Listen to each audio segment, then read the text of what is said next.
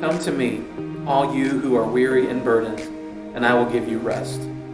Take my yoke upon you and learn from me, for I am gentle and humble in heart, and you will find rest for your souls.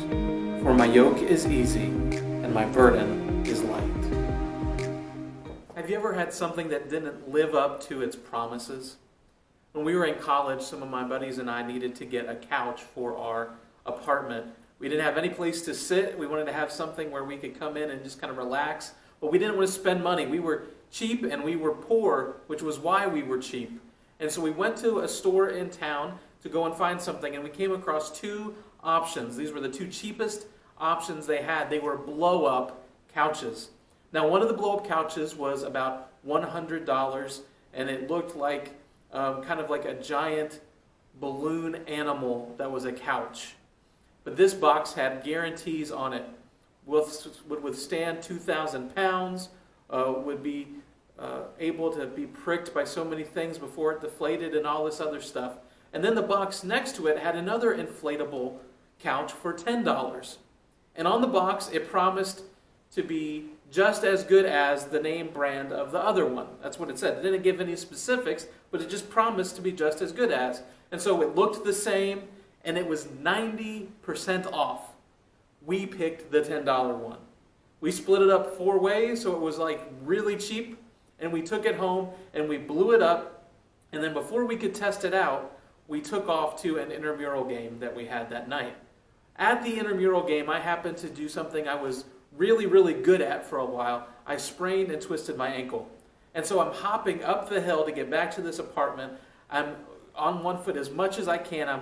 I'm kind of at the end of my endurance of being able to hop on this good leg and keep the weight off the bad leg. And I really need to get on this couch so I can put my foot up and ice it. And as I walk in the door and turn and kind of throw myself back onto the couch, I land on it and I let out a sigh that is soon drowned out by the loud pop of this $10 couch blowing up, leaving me and my busted ankle on the ground.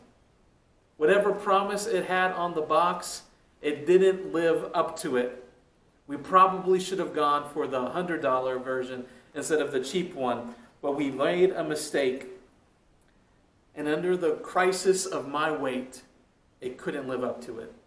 Now, a crisis is defined as something that brings a time of instability, trouble, and or danger. And I would add that a crisis is unavoidable. Your life is probably in the middle of one right now, whether it's the financial one, a health one, a social unrest one, or maybe it's one that is just personal to you and not encompassing all of society. Your life is in crisis, and if you haven't had one, it's coming. But the question is, when crisis hits your life, how does your life stand up under it? Does it pop like a cheap blow-up couch, or can it withstand what comes at it when crisis hits? Think about where you're at right now, or where you've been the last time a crisis came. Did your life do everything you hoped it would, everything it promised to do? Did it deliver financial stability when your job was gone for months? Did it give you stronger relationships in your family than you had before? Like, are you happy together, or do you need a vacation from the people you go on vacation with? What about internally? How's your anxiety level right now? How's your stress level? How's your ability to control your emotions? How's your ability to make decisions? Or do you feel like you're just confused because you can't even find good information to be able to have a basis for making the decisions you have to make? Where are you right now? When crisis has hit your life, how well did things stand up? Because crisis will reveal what the knockoffs are.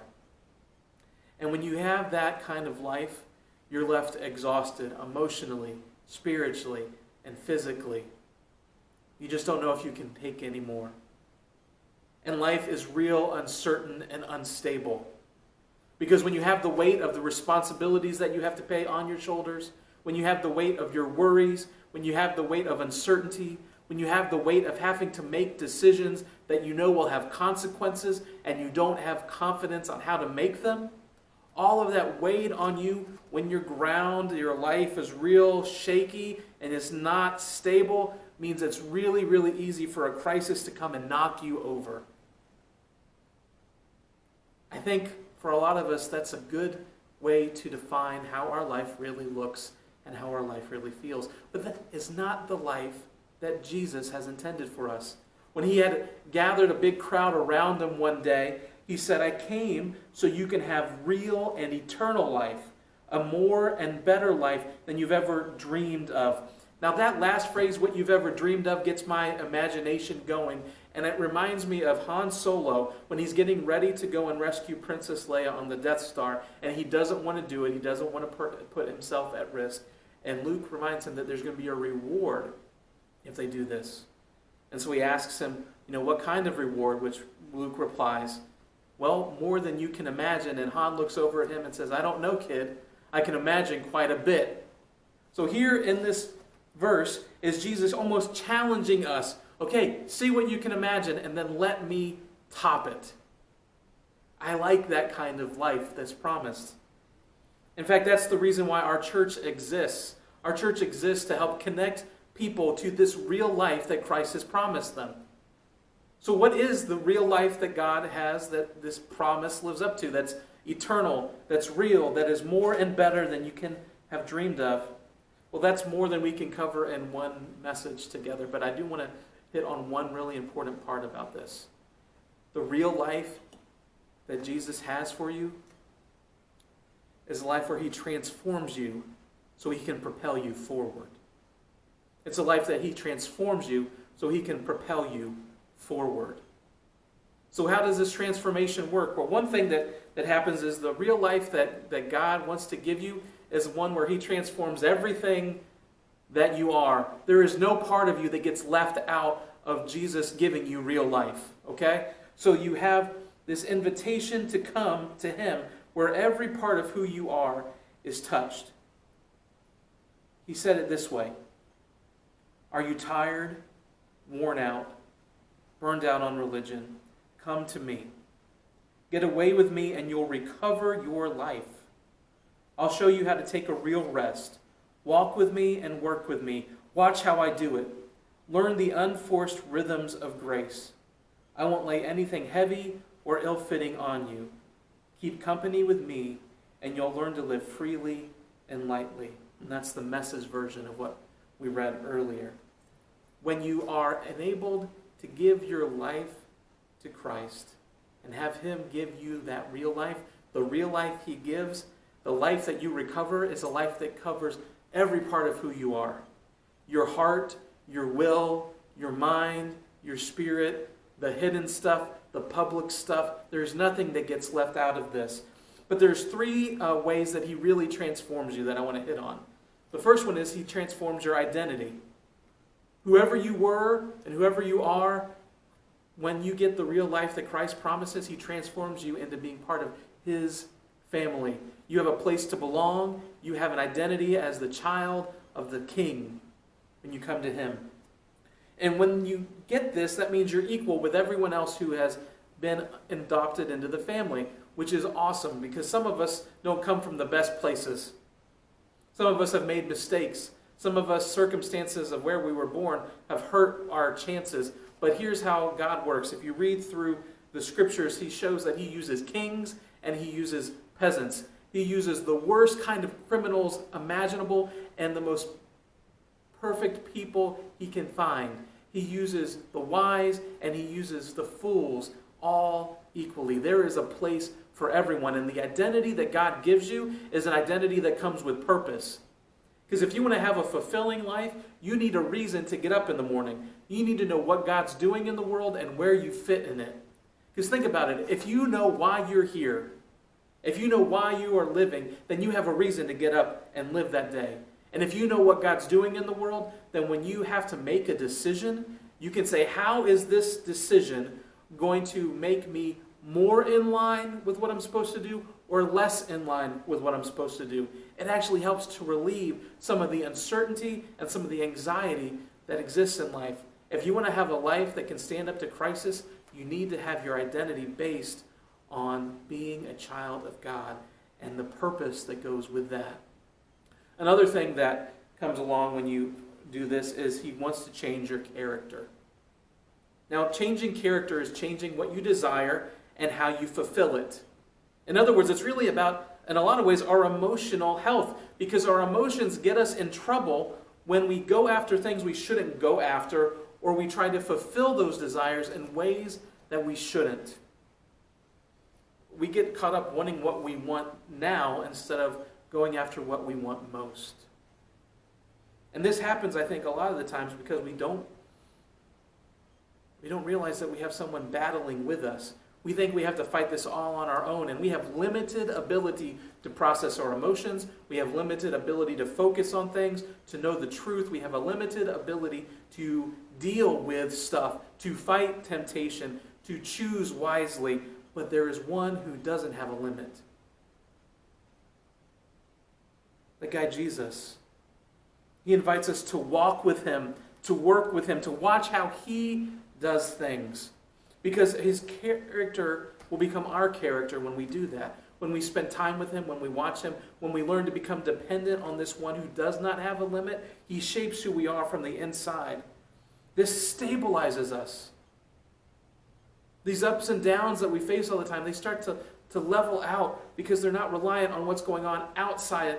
We are changed on the inside. It creates a safe place for us to feel, a safe place for us to deal with the things that we're going through. And then instead of moving out on our own, we move where he takes us. And we can trust that wherever he takes us is going to be good. When we have emotional stability, emotional health, it helps us have a life that can stand up to crisis. A third area where we get transformed is our relationships. Did you know that Jesus actually wants you to have strong and healthy relationships with the people around you? They're based on the fact that he wants you to love like he loves you. In other words, he's not looking at somebody and saying, okay, what's in this for me? He's looking at them and saying, what can I do to help them? How can I serve them sacrificially? Imagine what would happen in your marriage if both you and your spouse looked at the other person and said, how can I serve you sacrificially today? Instead of saying, okay, what have you done for me lately? Imagine what would happen with your kids or with your coworkers who, instead of always having to go to them and say, hey, where is that spreadsheet you owe me? You could look at them and say, how can I help you today? Serving sacrificially changes your relationships. And it changes the impact that you have on the people around you, even in the midst of things that don't make a lot of sense. One time when Megan and I were engaged, we were in Columbus, Ohio, where we were living at the time, and it had been a rough day. We had some stressful things going on in our lives, and we were walking in order to kind of run some errands, but also just to kind of process the stress of what we were going through and how we were going to find our way through it. And in the midst of that, as I'm completely focused on myself and my situation, she, out of the corner of her eye, spots a young girl on the side. She's sitting there, obviously homeless, obviously doesn't have anything to her name, but because she was so skinny, you could see just the little slightest baby bump that she had. And she starts talking to her. And before we know it, we're buying her dinner at McDonald's so she can eat it outside because they won't let her come in. Now, I don't know what all happened with her afterwards, but I do know there's probably a very good chance that was the only nourishment she and that child that she was growing had gotten for a day or two and may have gotten for the next couple of days. And if it was just up to me and my relationship and my attention, I would have done nothing about it because that woman could do nothing for me. But because somebody else wasn't thinking that way, things changed for her. This invitation to real life, this invitation to transformation is really for anybody. Think about it. I mean, who else do you know who isn't tired emotionally, physically, spiritually? Who else do you know isn't burdened down in some way by something of life? It really covers all of us. But there's something more than just being tired or burdened that you need in order to receive the life that God has for you. You have to be willing to be intentional about it. What's required of you and I is a willingness to lean in. Look at what God asks of us in the invitation. Walk with me. Watch me. Work with me. Learn from me. These are choices that we have to make to say, you know what, I'm not just going to sit back and hope it happens. I'm going to go after it with you. I have some relatives that like to do these Tough Mudder challenges, and they look like a lot of fun. In fact, I would love to be able to do one, but I know this. I can't just roll out of bed tomorrow and go do it. Like if I go and I pay the fee and I put on the shirt and I tie up my shoes and I show up tomorrow, I will die. Something on that course will kill me, and my children will be fatherless, and my wife will have to plan a funeral for someone, and the obituary will say someone was too dumb to train for a Tough Mudder, and so they died. Because what I have to do, besides just hoping that I'll be able to do it, just trying to be able to do it, is I have to be intentional about training for it. I have to lean in. I have to do the work. I have to go and do the things that are going to help me, like get up in the morning and rest and eat right and run and lift and train. I have to be about it. I can't just hope it happens. These unforced rhythms of grace, man, those are a gift from God to us. They come to us through Christ, but they come to us through Christ on His terms, not our own. And so we have to be willing to do it His way if we want to see what that life looks like. So the question is, are you willing? Are you willing to take ownership of this relationship? Are you willing to say, you know what? I will accept this invitation and I will do it how you have asked me to do it. I will do the work. I will watch you. I will work with you. I will follow you. If you're willing, real life is waiting for you. They can stand up to the crisis that comes. Real life transforms us to propel us forward. There's no going back. Whatever crisis has hit you, you can't go back to the time before it existed and start to live again. That normal is gone. But you can move forward. And with Christ, the best is always yet to come. The life Christ gives lives up to its promises. It's not a life without trouble, and stress will not suddenly disappear, but it is a life that is able to deal with those things. It's a life that's fulfilling and whole and healthy. It's a life worth living. It's a life that gives you purpose, a life that gives you health in your relationships and in your emotions, a life that gives you strength when you don't have it, a life that has freedom no matter what happens to be coming your way. And that's the kind of life that I want. That's the kind of life that I desire for myself, for my family, for my kids, for all of you.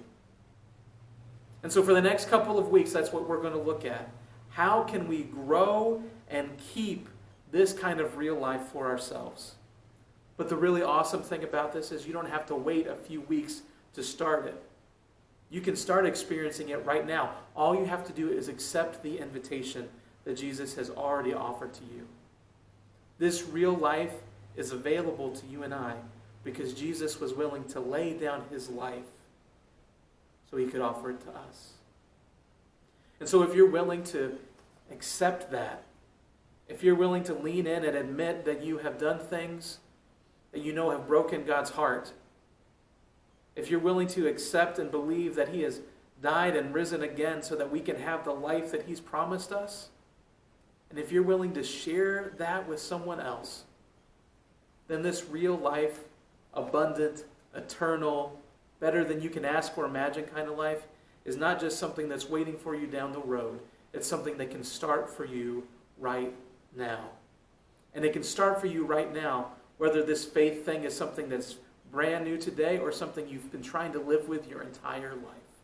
Because when you come to Him, He has this incredible way of making space for all of us to come get closer to Him. Would you pray with me?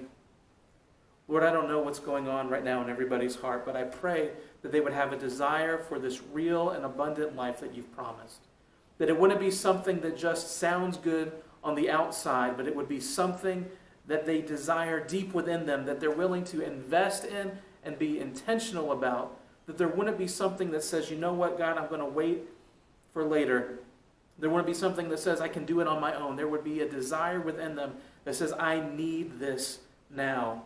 I need the identity that Christ gives. I need my character to line up with His. I need my relationships to be based out of what He bases them out of, so that when crisis comes, I can withstand it. And my life will live up to the promises that I've placed on it. The promises that you have given it, because it's not my life anymore. It's yours. Lord, help us to experience that and to grow into that each and every day. That we might not just see what you have for us now, but we would work with you and follow you and learn from you, that we might see what's coming next too. Because with you and your real life, the best is always yet to come. We pray these things in your name. Amen.